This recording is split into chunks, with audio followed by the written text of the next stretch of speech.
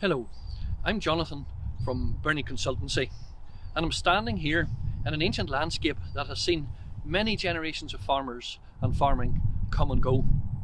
The one thing we know is that change is a constant. Business never stops, farming never stops. And my business is focused on helping other businesses to improve. We undertake a lot of technical reporting to identify challenges and opportunities, and then we develop strategies and plans to address those. And as a result, we see lots of different types of businesses. We see the good, the bad and the ugly. We see the very good, we see the excellent, but we also see sometimes some real challenges. And one of the things I have come to realise is that there is almost a formula for success. Almost. Like everything in life, nothing is guaranteed except failure. You can guarantee failure, and that's something we can all plan to avoid, and we're keen to do so. You see, many businesses just drift, and they're allowed to drift by their owners. Business is getting harder, farming included, and if you let your business drift, it will eventually hit the rocks. Business is hard, as I've just said. As a small business owner myself, I know that. Continually thinking of ways to do things better, ways to improve new products can be exhausting, but it is absolutely necessary. Now, there are a few key principles which can really help to improve a business, and I'm going to share 3 of them with you today. Number 1, know where you're at. Number 2, know where you want to get to. And number 3, know how you're going to get there. And we're going to look at 7 points under each of those headings very quickly to give us 21 things to consider in 2021. So, principle 1, know where you're at. Now, this first point is simple, but if it was the only thing that I left you with today, it's the most important in my mind. It is collect data, interpret data, and use that data to manage. Very common business principle is that you can't manage what you don't measure, and that's absolutely true for farming. It is critical.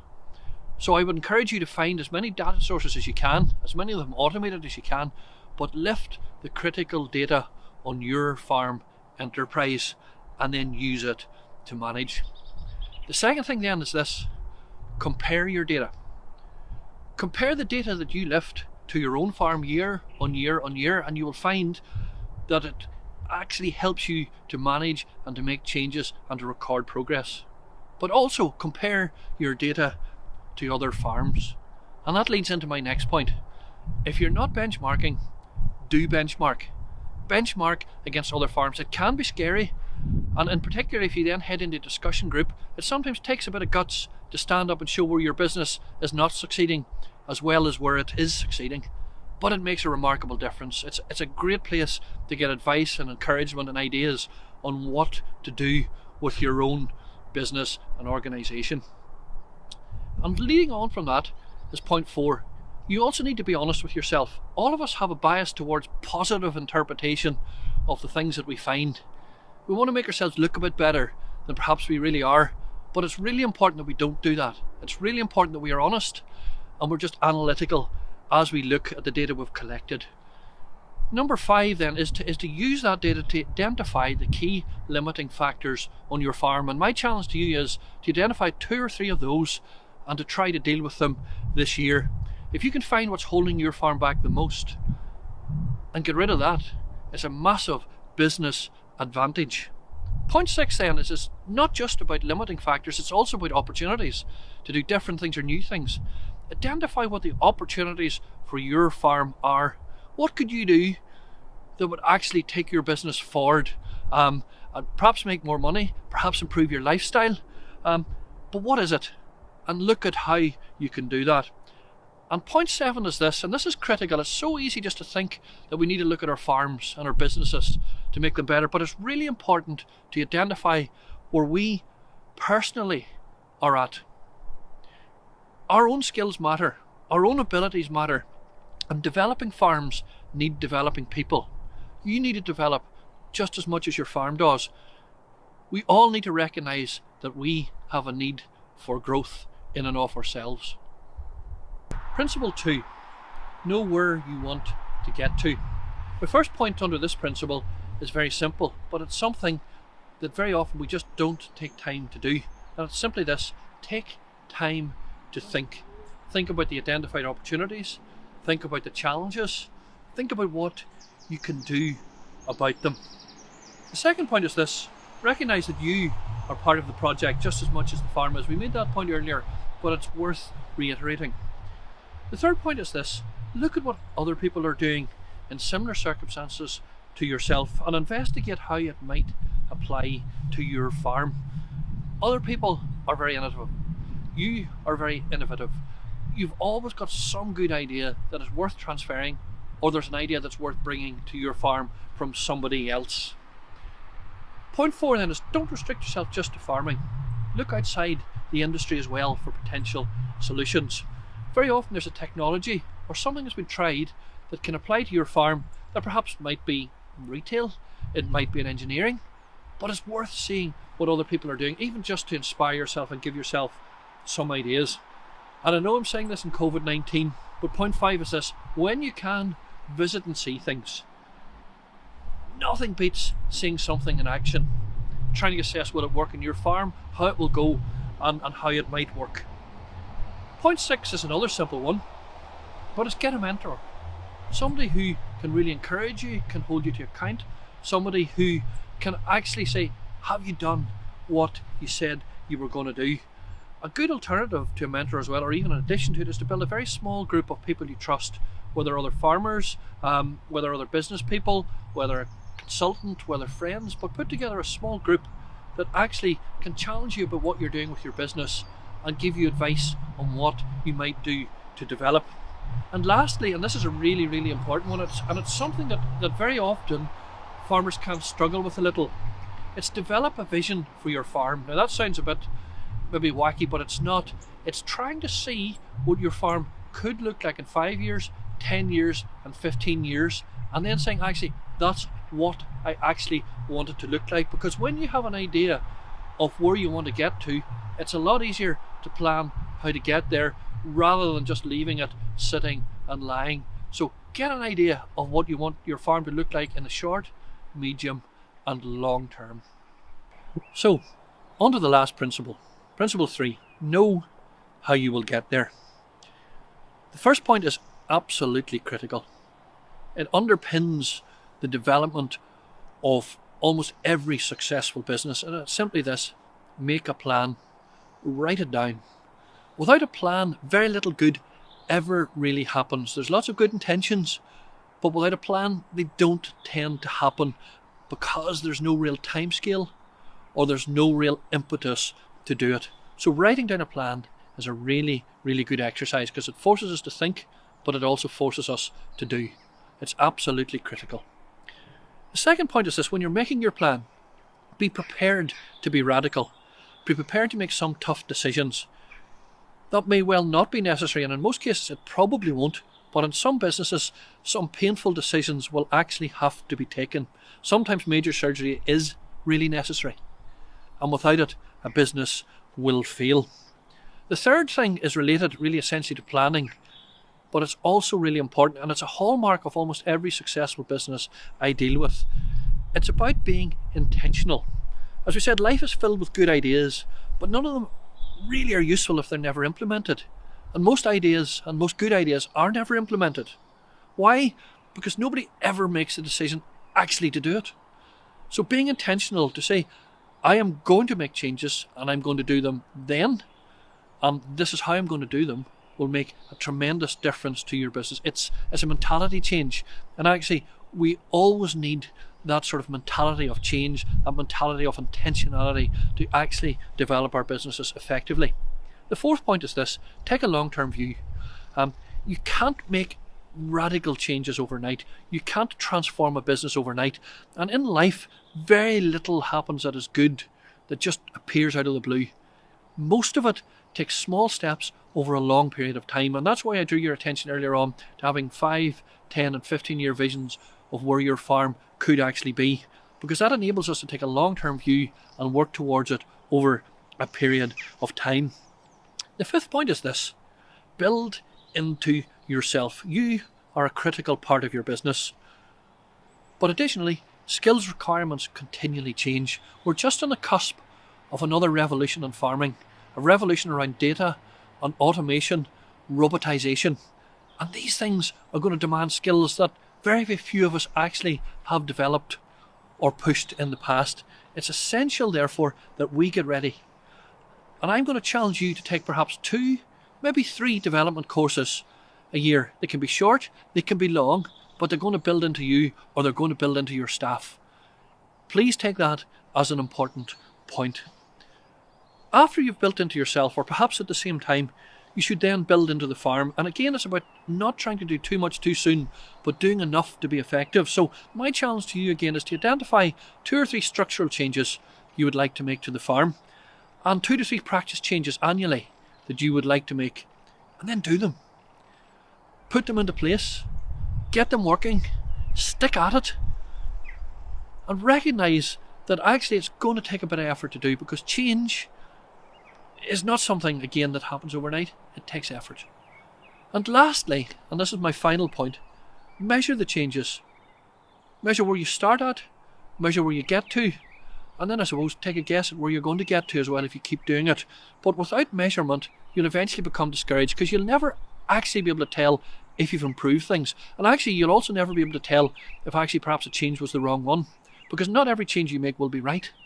And that's why measurement is one of the most crucial components of your farm business. And it brings us right back to the very first point I made in section 1. That bit about having data, interpreting it, and using it to manage.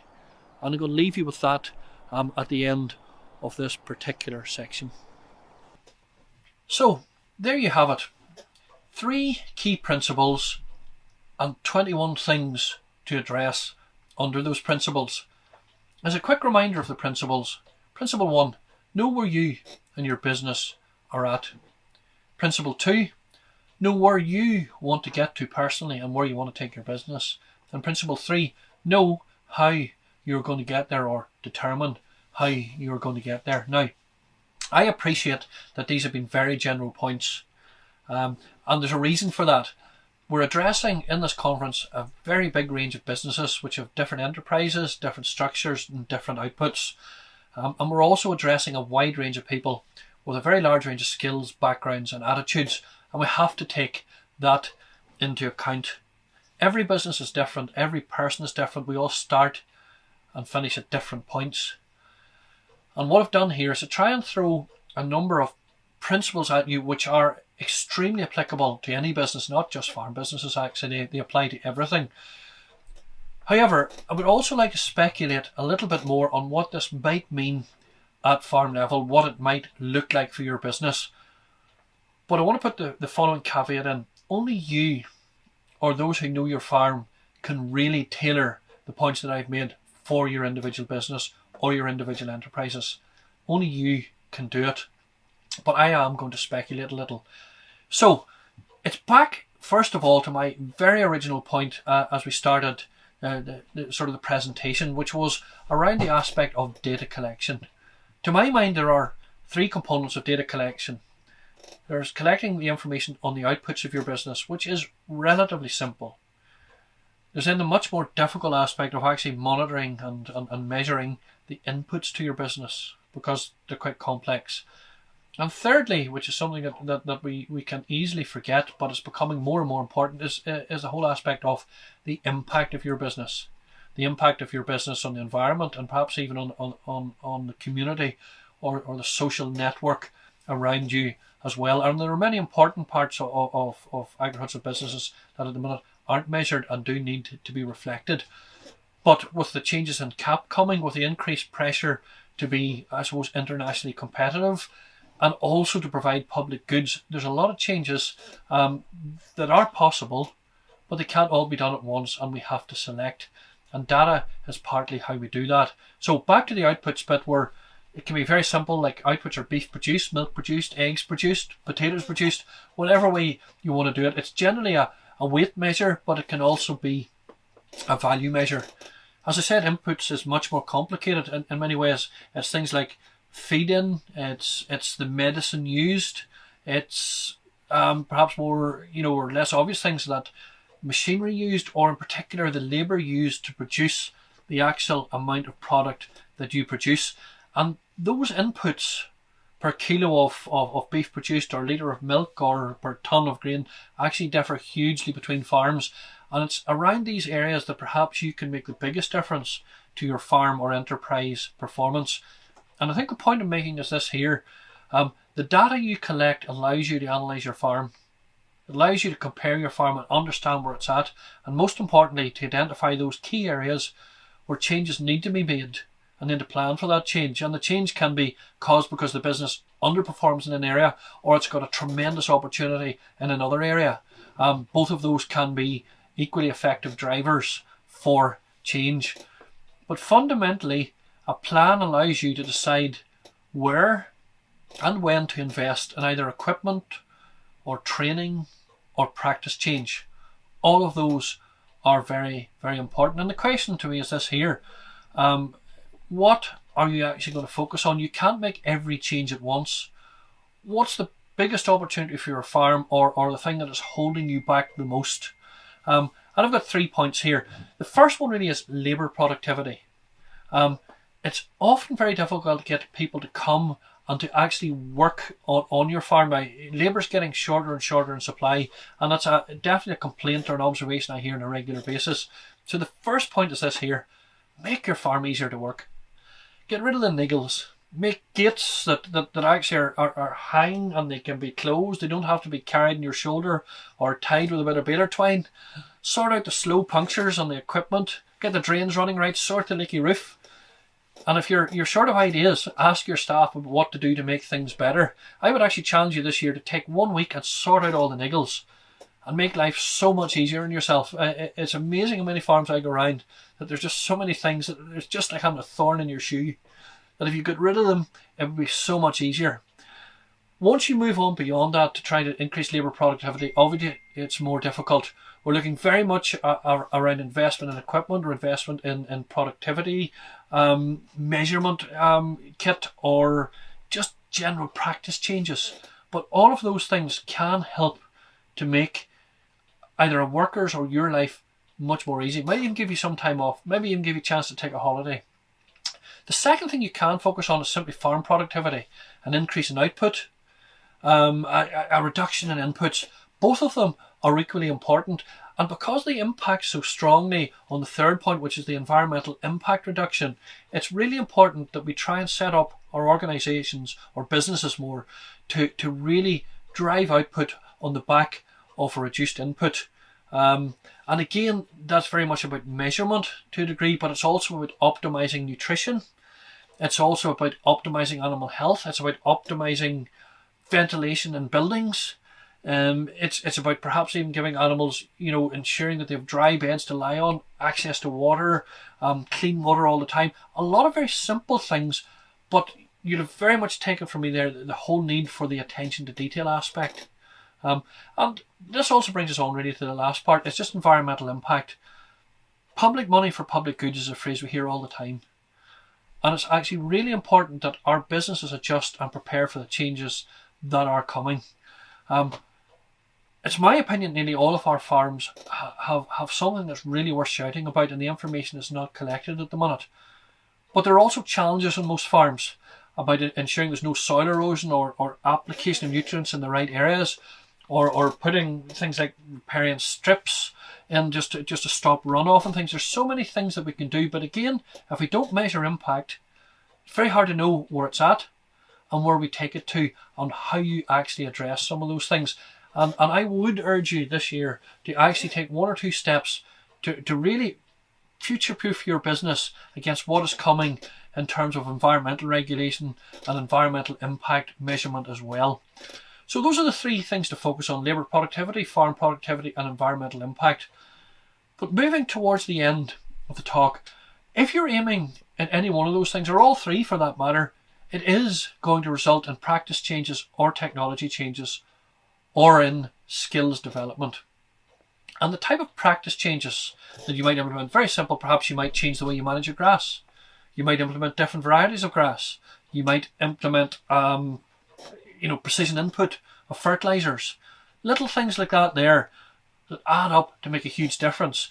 It might also as well cause you to invest in technology, maybe drone technology to measure grass growth, perhaps satellite technology to measure grass growth, maybe just better handling facilities to allow you to weigh and treat animals. Perhaps the use of needleless injectors to avoid sort of cross-contamination, automatic weighers, or again back to GPS technology on quads or tractors to allow precision input and maximisation, I suppose, of output. It could be things like temperature boluses, which give you 3 to 4 days of advance warning of impending health challenges in your herd or your flock, and actually allow you to deal with it much more in advance with a reduced input of medicine.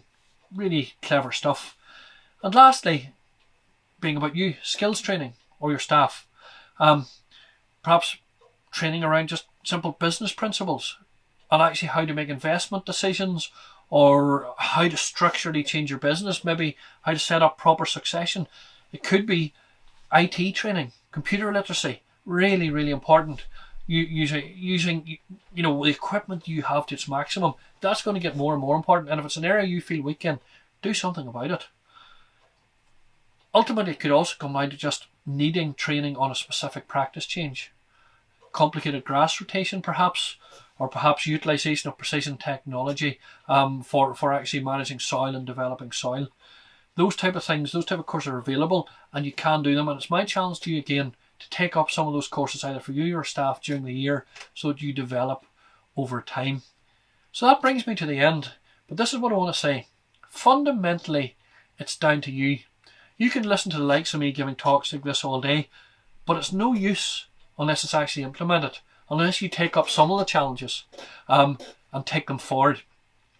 To me, the biggest single determiner of success in a business is the attitude of its owner or operator. If you have an always learning and always expectant, a sort of optimistic, forward-looking outlook, the chances of you having a successful business are much, much higher than someone who doesn't have that attitude. In my mind, only businesses which have a plan and work towards them are actually likely to succeed, because they're the only ones that will take up the technology, the practice changes, or the skills training that will actually fit their businesses for the future and ensure that they are there for many, many decades to come. Thank you very much.